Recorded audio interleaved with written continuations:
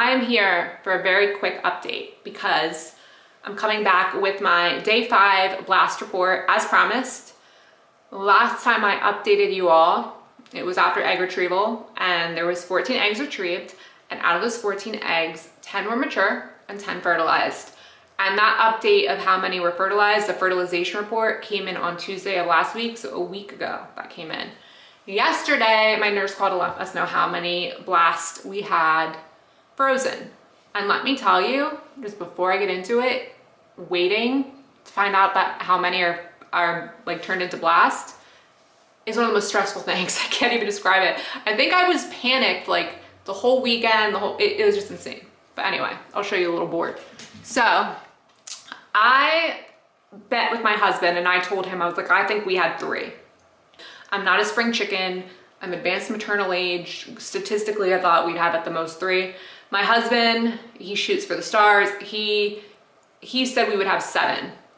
Now, this kind of blew my mind, but he was literally exactly 100% on. So I'm like shocked by those numbers because I was expecting a much bigger drop off. I'm still preparing myself because I know how this stuff, the numbers just keep depleting, and the PGT testing is probably where more than half will drop off, I'm assuming.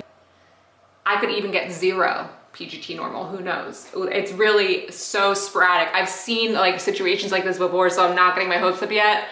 I'm hoping I'm not a case where we had 7 and they're all abnormal. I'm hoping we at least have 1 normal, 2 normal, to be determined. But I was pleasantly surprised with that. The main reason why we're doing the PGT testing is because of losing the pregnancy this February at 22 weeks because of triple D. I don't want to go through anything like that again. The weird thing is that like all of 2024, I mean, I feel like I've been on like the worst side of statistics. Like triple D is so rare. The fact that our baby had triple D, rare. The fact that our baby had triple D and didn't miscarry, super rare. The fact that our triple D baby went undetected, like no signs on the ultrasound, anything like that, until like late in the game, rare.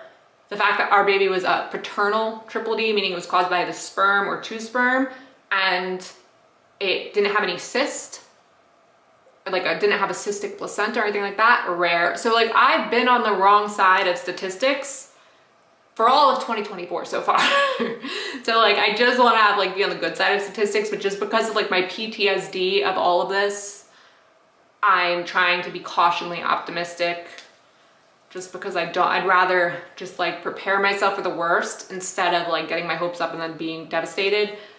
And I know that it's a very strong possibility that I could end up with none. I mean, it's a good possibility I end up with half normal, but there's a very good possibility there's none normal. And I'm hoping, cross my fingers, praying that that's not the case. So if we do have normal embryos, then we will be doing a transfer either in May or in June. My nurse said to report my first day of cycle day 1 to her when I get my cycle back. And then it kind of depends on like when the PGT testing comes back based on my cycle. But also with me, I have to have like dental work done this month, and I'm not sure if it's okay to get that dental work done like right after a transfer. So I want to make sure that that would be okay, like to be able to get that stuff done after transfer, make sure it's safe. If it's not safe, then I would end up waiting till June anyway. So either way, we're expecting May or June. I will keep you guys posted and I will let you know to get those results. Also, on a side note, I recently just made the most delicious gluten-free brownies that I have ever had in my life. They're not only the best gluten-free brownies, they're the best brownies you will ever have in your life. They're that good.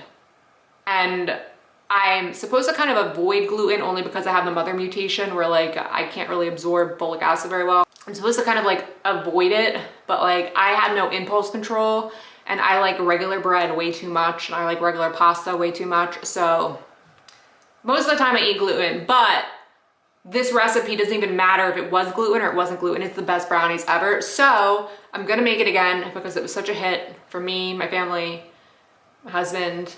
And when I do, I will show you step by step how to do it. So maybe I'll do that when I get my PGT results in. So just in case I have no normal embryos, I will be making myself feel better with chocolate. So that's the plan. That is a little update. 7 little blasts in the freezer. How many are normal, how many are not, to be determined. Until then, have a good one, stay safe, and I will see you next time. So bye.